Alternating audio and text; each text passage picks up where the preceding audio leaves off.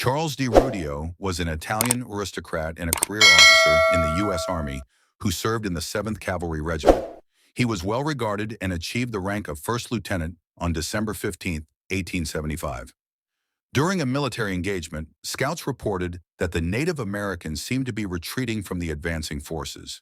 Companies M and G, under the command of Colonel Reno, were where DeRudio found himself temporarily assigned.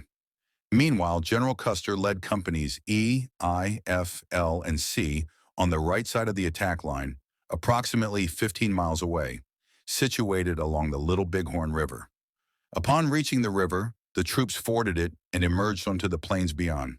Captain Frederick Benteen, known for his boastful storytelling and arrogant demeanor, was tasked with strategizing the assault and assigned companies H, D, and K under Colonel F. W. Benteen to cover the left flank with explicit orders to clear everything in their path. DeRudio narrowly escaped the dangers of the Battle of the Little Bighorn on June 25th and 26th, later penning a letter that detailed his experiences during the conflict. Company B remained behind to guard the pack train.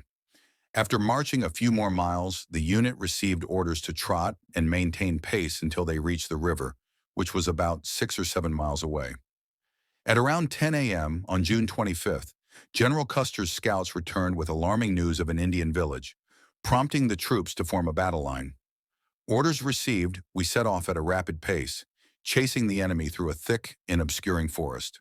The Native Americans launched a vigorous attack, to which we responded with immediate counterfire, stirring up clouds of dust from their retreat.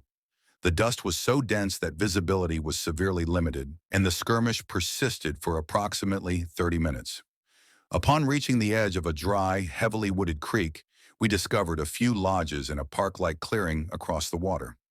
This prompted Colonel Reno to halt the battalion as the situation appeared critical. After dismounting, Colonel Reno quickly established a skirmish line, positioning the right flank along the creek. Our entire line crossed the creek only to find the lodges deserted, but we were soon confronted by around 200 shouting and howling warriors.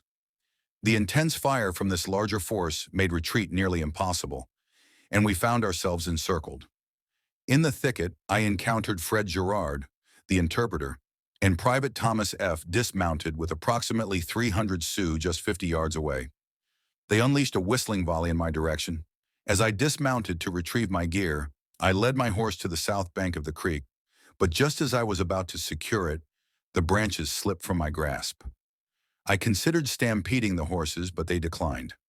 Leaving them behind, I crawled through the thick underbrush, hoping to sneak back and rejoin the command. After about 10 tense minutes in my hiding spot, I heard the sounds of battle. I made my way into the deep, dry bottom of the creek, hoping to remain concealed until darkness fell, which would allow me to regroup with a small party. As we crossed the creek, I, positioned at the rear, noticed a guidon left behind and managed to escape to a nearby thicket, where I could defend myself and negotiate my safety. O'Neill from Company G, 7th Cavalry, was with Girard, and they had their horses, while I, like O'Neill, was dismounted. Entering the battle with only 100 men, the enemy's relentless fire caused significant chaos among our ranks, yet miraculously I remained unharmed. I suggested that having the horses could compromise our position and recommended going back to retrieve the guidon. While navigating through the woods, the guidon became entangled in the branches, and in the midst of this, a bullet struck my horse, causing it to pain. Cautiously raising my head, I observed a group of women engaged in the gruesome act of scalping a fire.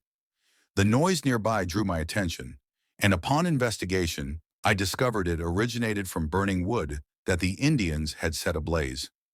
As I was about to ascend the bank, I heard a voice calling for the lieutenant, prompting me to contemplate my precarious situation.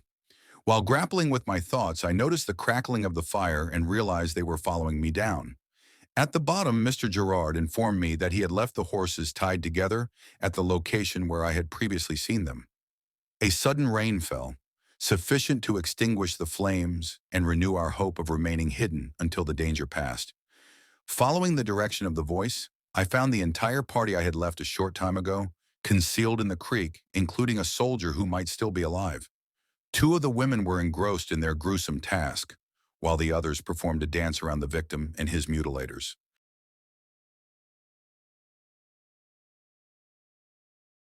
The exceptionally dry wood caused the fire to spread rapidly, forcing me to abandon my hiding spot in the creek.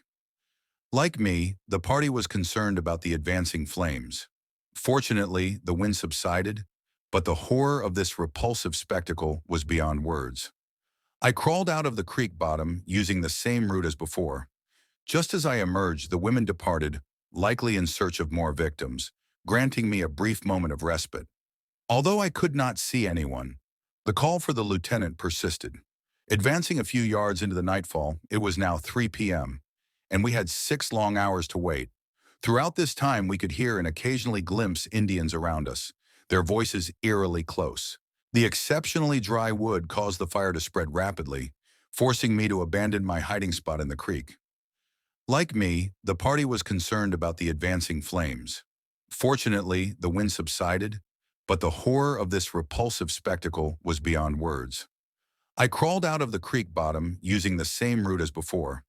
Just as I emerged, the women departed, likely in search of more victims, granting me a brief moment of respite. Although I could not see anyone, the call for the lieutenant persisted. Advancing a few yards into the nightfall, it was now 3 p.m., and we had 6 long hours to wait. Throughout this time, we could hear and occasionally glimpse Indians around us, their voices eerily close. Finally, we could emerge from our concealed positions and head toward the ford, situated 2 miles to the south across an open plain. Mr. Gerard and the scout mounted their horses, while I reflected on the multitude of thoughts that had crossed my mind during those suspenseful hours. As nightfall arrived, the sky was heavily clouded, and Mr. Gerard suggested that if he needed to flee and leave us behind, he would inform Colonel Reno of the Indians returning to their village. Upon reaching the woods near what we believed to be the crossing, we encountered several individuals wearing white hats. Remarkably, they appeared to think that we had all fled, as they engaged in conversation among themselves. As we cautiously approached, the distinct sound of horses splashing through water became evident, leading me to believe that these cavalrymen were from our command. I recognized a man dressed in a jacket, pants, top boots, and a white hat as Captain Tom Custer. In a moment of panic, the soldier and I quickly took cover in nearby bushes. I readied my revolver, prepared to defend ourselves if the warriors drew near.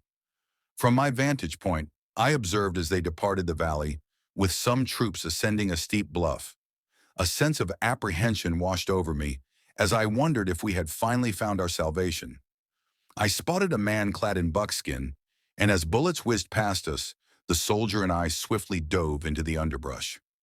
The distance to the riverbank was minimal, and I was met with a terrifying war cry accompanied by a barrage of gunfire.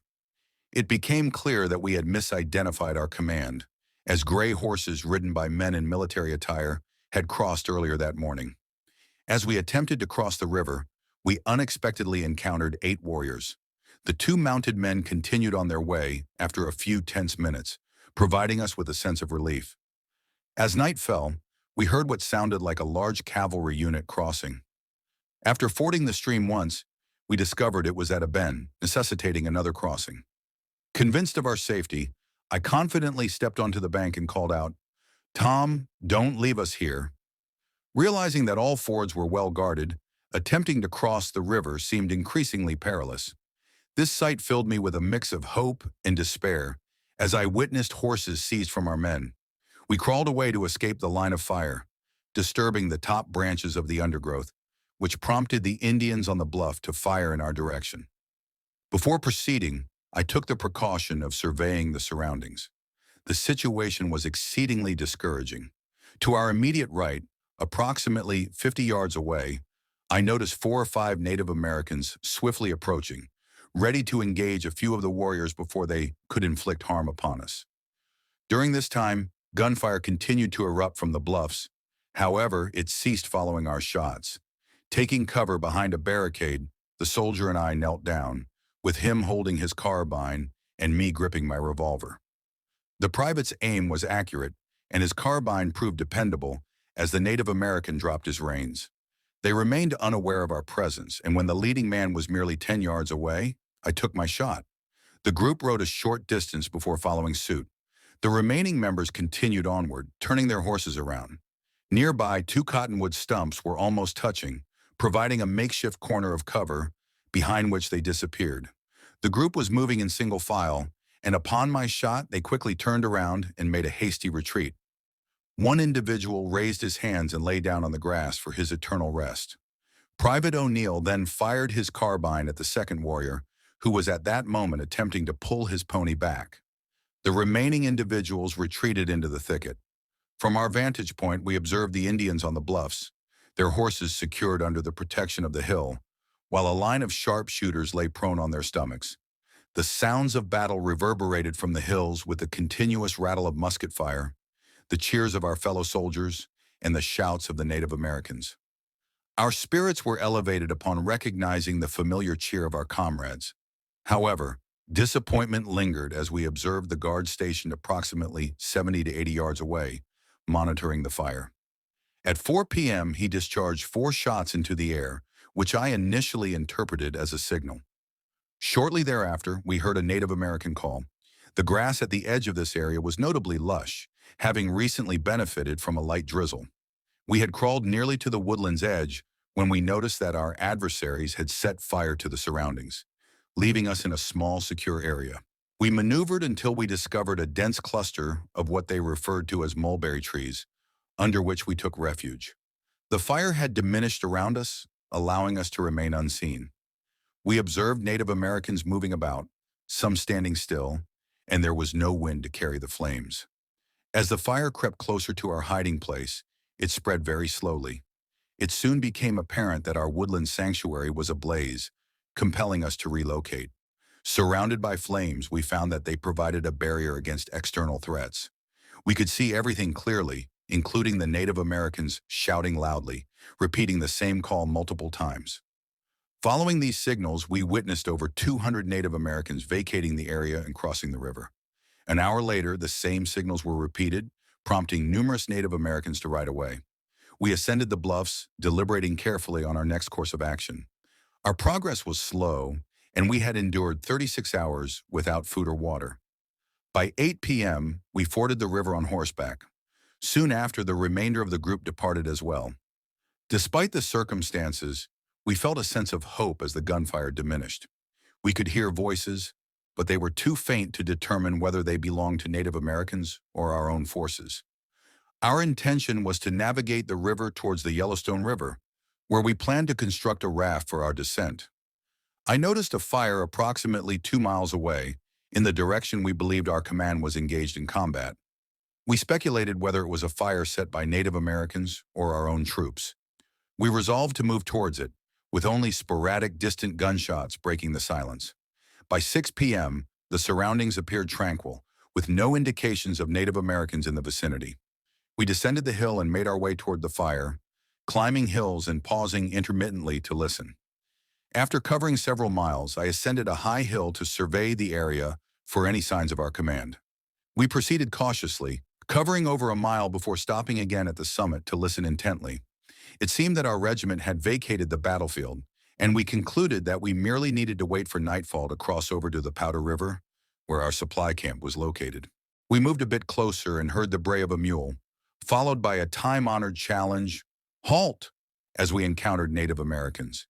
He had presumed I was among the casualties. I reached the camp around 2 a.m., and, despite my exhaustion from 2 nights without rest, I was unable to sleep. Lieutenant Varnum, a courageous and capable officer, approached me, visibly relieved to see me alive.